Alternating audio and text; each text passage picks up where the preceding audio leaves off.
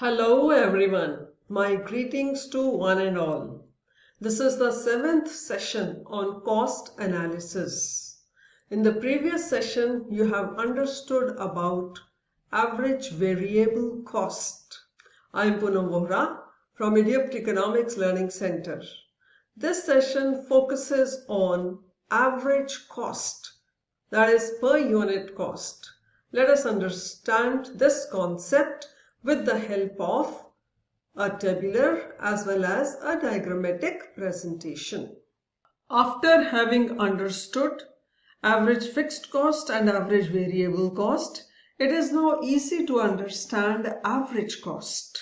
It has been learnt that average cost is a summation of average fixed cost and average variable cost, and it can be found from total cost when units produced are divided by the total cost. This has already been understood that total cost comprises of total fixed cost and total variable cost, and it is possible to find average fixed cost and average variable cost from total fixed cost and total variable costs.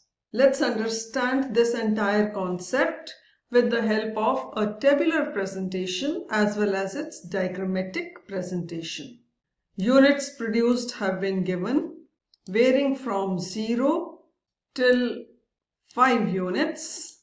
Total fixed cost is known, which remains constant, that is 60. Total variable cost increases with increase in units produced. It increases from 30 and goes on till 110.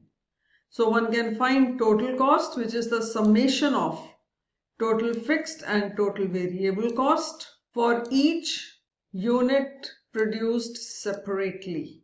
One finds that total cost varies from 60 till 170. Now, one can find average fixed cost, that is total fixed cost divided by units produced. 60 divided by 0, not defined. 60 divided by 1, 60. This has already been understood that for each level of output, average fixed cost is total fixed cost divided by units produced. Similarly, it is possible to find average variable cost, that is total variable cost divided by units produced in each case. When 1 unit is produced, average variable cost is 30. 30 divided by 1. For second unit, it is 20. For third unit, 15. For fourth unit, 17. For fifth unit, 22. So now one can find average cost, which is average fixed cost plus average variable cost. It is 90 when 1 unit is produced, 50 when 2 units are produced, 35 when 3 units are produced, 32 when 4 units are produced, and 34 when 5 units are produced. One can also find average cost from total cost directly, that is total cost divided by units produced. For 0, it is not defined. 90 divided by 1 is 90. 100 when 2 units are produced, to average cost is 50. 100 divided by 2. For third unit, it is 105 divided by 3. For fourth unit, it is 128 divided by 4. For fifth unit, it is 170 divided by 5. So there are two ways to find average cost. 1, total cost divided by units, and 2, summation of average fixed and average variable cost. And then it is possible to plot these points. Units taken on x-axis, average cost on y-axis. By plotting the points of average cost, one finds that average cost is also a U-shaped curve. It initially falls, reaches its minimum, and then it rises.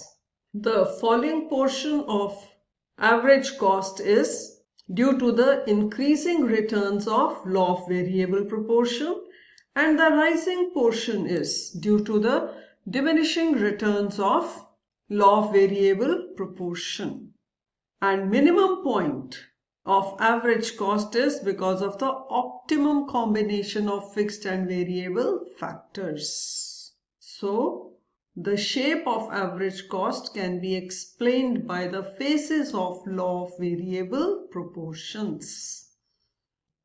Now that you have understood the concept, the tabular as well as diagrammatic presentation of average fixed cost, average variable cost, and average cost, it is now possible to understand the relationship between these three concepts.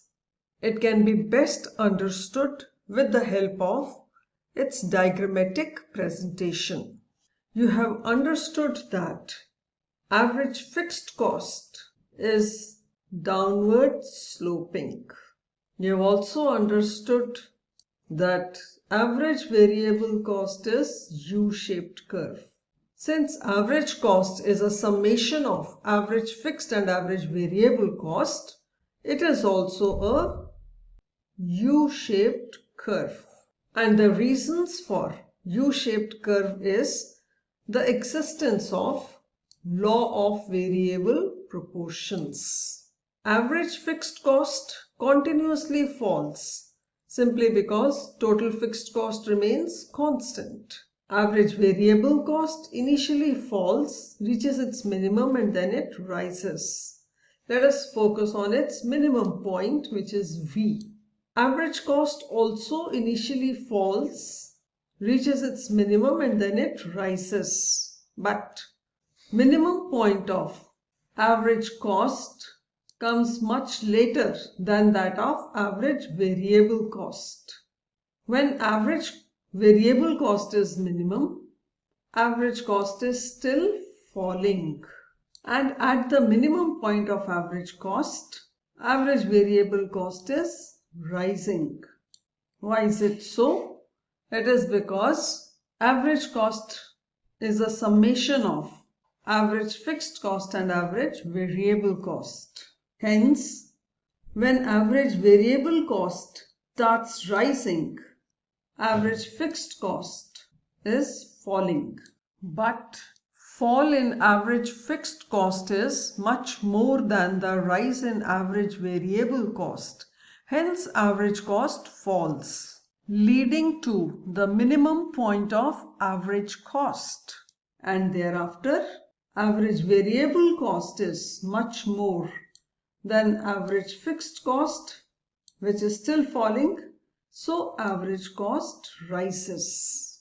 Another aspect is that the gap between average cost and average variable cost goes on reducing, because this gap is average fixed cost, which goes on declining, whereas the gap between average cost and average fixed cost is initially less and then it goes on increasing, simply because this gap shows average variable cost.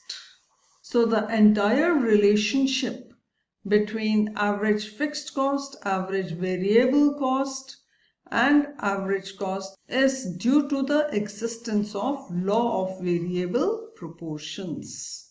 Now assess yourself and identify the correct statement out of the four statements given. Statement A. Average cost is the horizontal summation of average fixed cost and average variable cost. B. Average fixed cost is a U-shaped curve. C.